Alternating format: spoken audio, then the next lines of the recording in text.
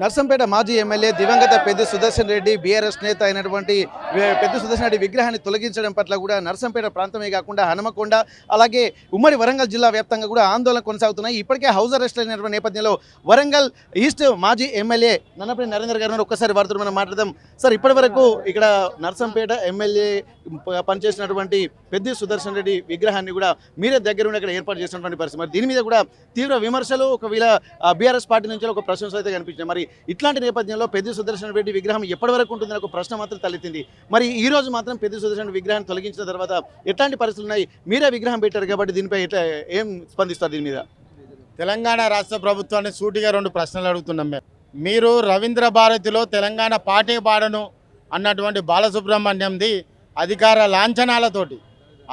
లాంఛనాలతోటి తెలంగాణ రాష్ట్ర రాజధానిలో రవీంద్ర భారతిలో విగ్రహాన్ని పోలీసు మధ్య లాంఛనాలతోటి మీరు విగ్రహాన్ని ఏర్పాటు చేసిరు.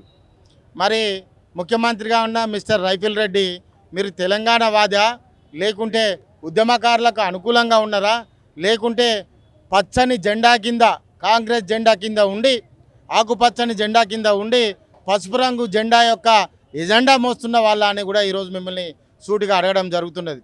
ఎందుకంటున్నామంటే తెలంగాణ రాష్ట్రం కోసం పోరాటం చేసి ఈ జిల్లాలో సబ్బండ వర్గాన్ని ఏకం చేసినటువంటి నాయకుడు పెద్ది సుదర్శన్ రెడ్డి గారు. అటువంటి నాయకుని యొక్క విగ్రహం పెట్టుకోవడానికి ఒక ప్రైవేట్ స్థలంలో మీరు విభేదించి దాన్ని ఈరోజు కూల్చారు. కానీ ఈరోజు మీరు ఒక్క విగ్రహాన్ని కూల్చినామని మీరు అనుకుంటున్నారు. కానీ ఇవాళ నర్సంపేట ప్రజలందరూ కూడా రోడ్ల మీదకి వచ్చి నిరసనలు తెలుపుతూ వాళ్ళు వివిధ రూపాలలో దిష్టి బొమ్మలు దానం చేయడం కానీ ధర్నాలు చేయడం కానీ జరిగింది. ఎక్కడ మరి నువ్వు ఏం ఆపగలిగినావు? నీ శక్తి ఏంటి? ఇప్పటికైనా అర్థం చేసుకో. నీ శక్తి చాలా చిన్నది, నువ్వు చాలా చిన్నవి. ఎందుకు చెప్తున్నామా అంటే ఈ మాట, ఈరోజు రాజకీయంగా నీ భవిష్యత్తు ముగింపు రోజు, డెడ్ లైన్. మేము ఇలా చాలా స్పష్టంగా చెప్తున్నాం. 33 ఏళ్ళ రాజకీయ అనుభవంతో చెప్తున్నాం.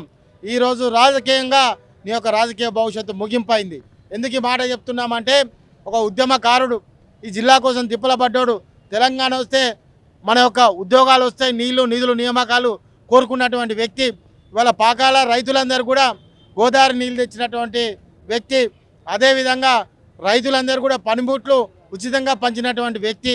ఇవాళ ఆ విగ్రహం ఎదురు ఉన్నటువంటి మెడికల్ కాలేజ్ని ఏర్పాటు చేసినటువంటి వ్యక్తి. కానీ నువ్వేం చేశావు?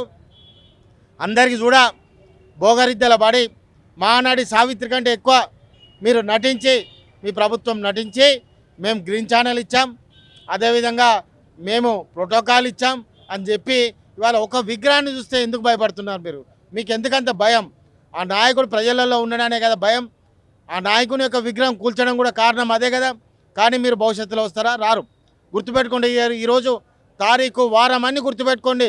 నర్సంపేటలో ఎగిరేది బీఆర్ఎస్ జెండా. నర్సంపేటలో బీఆర్ఎస్ నాయకులే ఉంటారు. నర్సంపేటలో భవిష్యత్తు కూడా బీఆర్ఎస్దే. కేసీఆర్ గారి నాయకత్వాన ఇంత మహా ఉద్యమం నడిపినటువంటి నా నేతను నువ్వు ఎంత అణచివేయాలని చూసావో అంత బౌన్స్ బ్యాక్గా అక్కడటువంటి కార్యకర్తలు అందుకున్నారు. ముఖ్యంగా ఇంకొక అంశం చెప్తాను నేను, నీ చాతగానితనానికి నిదర్శనం ఏందన్నది కూడా చెప్తా. ఎఫ్ఐఆర్ చేసిళ్ళు. ఎఫ్ఐఆర్లో ఏం రాసి ఉన్నది? నైట్ పెట్రోలింగ్ పోలీసు వాళ్ళు పోతుంటే, ఎస్ఐ ఇద్దరు కానిస్టేబుల్ పోతుంటే, కానిస్టేబుల్ మమ్మల్ని చూసి, అంటే నా మీద కూడా కేసు చేశారు. నన్ను చూసి ఆపి నివారిస్తే వాళ్ళ మీద నేను వాదించినట్ట. పట్టబగలు ప్రజాస్వామ్యబద్ధంగా నీ జిల్లా ఆఫీసర్లు అందరూ, నీ డీసీపీ గారు ఉన్నారు, ఏసీపీ గారు ఉన్నారు, ఆ ఎస్ఐ గారు ఉన్నారు, రెవెన్యూ ఎంఆర్ఓ ఉన్నారు, అందరి సాక్షిగా మేము ఆ రోజు విగ్రహాన్ని ఏర్పాటు చేయడం జరిగింది. మీ లెక్క గాండుగాలం కాదు. మేము అర్ధరాత్రిపై వెహికల్ని పెట్టి కూల్చేందుకు మేము మొగల లెక్కనే చేసినాం. ఆ రోజు కూడా చెప్పినాం, ఎవరు వస్తారో అడ్డుకుంటారో చూడమని చెప్పి. భవిష్యత్తు చాలా ఉన్నది, మిట్టి అన్నిటి కూడా సమాధానం చెప్తాం మేము. ఓకే, ఇప్పుడు విగ్రహం తీసేసిన తర్వాత కూడా మరి మీకు నచ్చిన చోట మరి ఎక్కడైనా 3 ప్లేస్లలో పెట్టుకోమని చెప్పి కూడా చెప్తున్నటువంటి పరిస్థితి. మరి ఇక్కడ విగ్రహాన్ని పెడతారా? మరి దీనికి సంబంధించి మళ్ళీ మీ భవిష్యత్ ప్రణాళిక ఏముంటుంది? ఎందుకంటే పెద్ది సుదర్శన్ మీద ఇంత అభిమానం పెంచుకున్న తర్వాత దీన్ని కూడా అక్కడ బీఆర్ఎస్ ప్రభుత్వం కూడా ఒక ఛాలెంజ్గా, బీఆర్ఎస్ అంటే నేతలందరూ కూడా ఛాలెంజ్గా తీసుకున్నటువంటి పరిస్థితి. దీన్ని ఎట్లా చూస్తున్నారు? మరి పెద్ది సుదర్శన్ విగ్రహం మళ్ళీ ఎక్కడ పెట్టడానికి ఒక ప్రణాళికలు ఏమైనా ఉన్నాయా మీ దగ్గర? మీకు ఒక విషయాన్ని స్పష్టంగా చెప్తా. ఈ అంశము మొన్నటి వరకు బీఆర్ఎస్ పార్టీ మధ్యలో ఉండే, బీఆర్ఎస్ నాయకుల మధ్యలో ఉండే, ఇవాళ ప్రజల చేతిలోకి వెళ్ళింది. అది ప్రజలే వాళ్ళు ఎక్కడ ఇష్టం ఉంటే అక్కడ, కొంతమంది క్యాలెండర్ రూపంలో, కొంతమంది పోస్టర్ల రూపంలో, కొంతమంది విగ్రహాల రూపంలో ప్రతి ఇంట్లో రాబోతున్నది. కాబట్టి దీన్ని ఏం ఆపగలుగుతారు?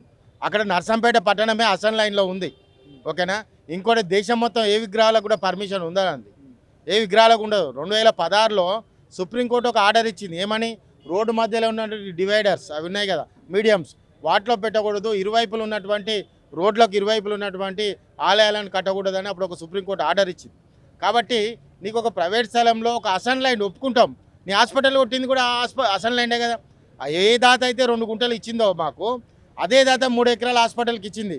మరి దాన్ని ఏమంటారు? హాస్పిటల్ని కూలుస్తామా? నర్సంపేటను కూలుస్తామా? కూల్చోం. నర్సంపేటలో పెద్ద సుదర్శన్ పేరు చెప్తేనే మీకు ఉత్సాహం, కాబట్టి అందుకే ఇవాళ కూల్చిళ్ళు. కాబట్టి మేము కూడా ఏం కోరుకుంటున్నాం, ప్రజలందరూ వాళ్ళకు వాళ్ళు ఎత్తుకున్నారు. ఆల్రెడీ ఆయన మరణాంతరం ఆయన యొక్క యాత్రలో ఏదైతే ఆయన యొక్క యాత్రాంతరం అంతిమ యాత్ర ఉంటుందో ప్రజలు వేలాదిగా 1,00,000 మంది దానికి హాజరు కావడం జరిగింది. కాబట్టి మేము ఆ రోజు కూడా చెప్పినాం, మేము నువ్వు ఈ విగ్రహం జోలికి రాకే బాబు నువ్వు అని చెప్పి వచ్చిండు. వచ్చితే ఏం జరిగింది? అందుకే ఇవాళ మేము చెప్తున్నాం కదా, భవిష్యత్తులో ఈరోజు డేటు వారం గుర్తుపెట్టుకోండి, రాజకీయ భవిష్యత్తుకు ముగింపు రోజు ఇది. అందుకే ఇంత స్పష్టంగా చెప్పగలిగినాం, ఎందుకంటే రాజకీయ పరిపక్వత ఉన్నోడెవడు ఇంత అవలా పని చేయరు. కాబట్టి చేసేళ్ళు వాళ్ళు ఏం చేస్తారు, అధికారులు పాపం ఒత్తిడి వల్ల చేస్తుంటారు కావచ్చు. కానీ పట్టణంలో ఏమున్నది, ఏమేమి అంశాలు ఉన్నాయనేది తెలియదా? నీ ఎఫ్ఐఆర్ చూస్తే తెలుస్తలేదా? మీరు అర్థం చేసుకోండి. ప్రజలు రాలేరు. ఎందుకు రాలేరంటే వాళ్ళకి మనసులలో పెద్ద సుదర్శన్ రెడ్డి ఉన్నాడు కాబట్టి ఎవరో ఒక కంప్లైంట్ ఇవ్వలే.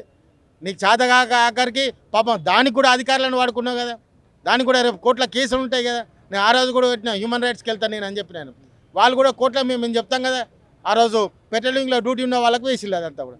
ఎక్కడ మరి ఎవిడెన్స్ ఉంటుందా? ఉండదు కదా. నీ కేసు ఎట్లా అంటే మేము ఉద్యమ సమయంలో ఎన్నో కేసులు పెట్టుకున్నాం, నా మీద ఎన్నో కేసులు ఉన్నాయి, ఎన్నో కేసులు ఫేస్ చేసినాం. అటువంటిది నీ గీసులు అనేవి మా ఇంటికతో సమానం. ఎందుకు చెప్తున్నామంటే తెలంగాణ తెచ్చుకున్నందుకు ఎంతోమంది ఉద్యోగస్తులు, ఎంతోమంది రాజకీయ నాయకులు, ఎంతోమంది విద్యార్థులు వాళ్ళు అసూలు బాసి సాధించినటువంటి తెలంగాణ కోసం మేము నిజాయితీగా పనిచేస్తుంటే నీకేదో ప్రజలు ఒక అవకాశం ఇచ్చి చూస్తే నువ్వు చేయాల్సినటువంటి విధ్వంసం ఈ విధంగా ఉంటుందా?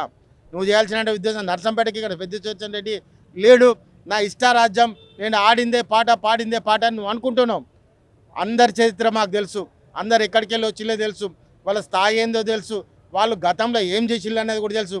అన్ని చరిత్ర తెలిసిన వాళ్ళే కాబట్టి ఇంత సూటిగా ఇంత గట్టిగా మేము మాట్లాడగలుగుతున్నాం. ఓకే. తెలంగాణ రాష్ట్రం కోసం తెలంగాణలో సబ్బండ వర్గాలు ఏకమైపోయి తెలంగాణ రాష్ట్రం సాధించుకున్న తర్వాత అదే తెలంగాణ కోసం పాట పాడమని చెప్పి ఎస్పీ బాలసుబ్రహ్మణ్యం గారిని పాట పాడమంటే కనీసం పాట కూడా పాడని నోరు పెగలనటువంటి పరిస్థితులు అతనిలో నెలకొన్నాయి. మరి అట్లాంటి వారి యొక్క విగ్రహాన్ని రాష్ట్ర రాజధాని అయినటువంటి నడిబొడ్డులో ఉన్నటువంటి రవీంద్ర భారతిలో పెట్టినప్పుడు నర్సంపేటలో పుట్టి తెలంగాణ ఉద్యమానికి ఊపిరిలూది, అలాగే ఉమ్మడి వరంగల్ జిల్లాకు అధ్యక్షుడిగా ఉండడంతో పాటు ఎప్పటికీ ఉద్యమాన్ని సజీవంగా నిలిపినటువంటి పెద్ద సుదర్శన్ యొక్క విగ్రహాన్ని నర్సంపేటలో తన ఉన్నటువంటి నియోజకవర్గంలో పెట్టకపోవడాన్ని కూడా ఎలా చూడాలన్నటువంటి పరిస్థితి కనిపిస్తుంది అంటున్నారు. మరి దీనిలో తెలంగాణ ద్రోహులు ఎవరనేది ప్రజలే గమనించాలని ఒక ఆలోచన కూడా చేస్తున్నటువంటి పరిస్థితి. మరి ఇప్పటికైనా విగ్రహాన్ని తొలగించారు కానీ ప్రజల మనసులోని చెరిపేస్తారన్న ఒక ప్రశ్నలు కూడా ఇక్కడ లేవనెత్తుతున్న సమయంలో వివిధ రూపాల్లో పెద్దని స్మరించుకుంటాము, ఆజీవన పర్యంతం వారి యొక్క చేసినటువంటి సేవల్ని కూడా గుర్తించుకుంటామన్న ఒక ఆలోచనలు కూడా ఇక్కడ బీఆర్ఎస్ నేతలు చేస్తున్నారు. ఇప్పటి వరకు హౌస్ అరెస్ట్లో ఉన్నటువంటి నేతలందరూ కూడా 5 గంటల తర్వాత కూడా వారిని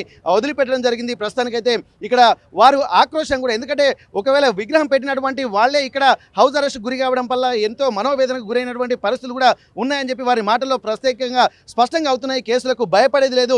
ఇట్లాంటి కేసులు తెలంగాణ ఉద్యమంలో ఎన్నో చేశాం కాబట్టి ఇది కూడా అందులో భాగమే అనుకుంటాం తప్ప భయపడే ప్రసక్తి లేదు. మళ్ళీ పెద్ద సుదర్శన్ రెడ్డిని స్మరించుకుంటాము. దివంగత నేతగానే కాకుండా తను సజీవంగా మా మనసులో ఉంటాడు. అట్లాంటి చేసినటువంటి సర్వీస్ చేసినటువంటి వ్యక్తిని స్మరించుకోవాల్సింది పోయి అతని అస్తిత్వాన్ని ఆయన ఆడవల్లే లేకుండా చేయాలనేటువంటి కుట్రలు మాత్రం ప్రజలు ఎంత మాత్రము క్షమించాలనే ఒక ఆలోచనలు కూడా ఇక్కడ ఉన్నటువంటి నేతలు చేస్తున్నటువంటి పరిస్థితి. వరంగల్ నుండి కెమెరా పర్సన్ వంశీతో వెంకటరత్నం, RTV వరంగల్.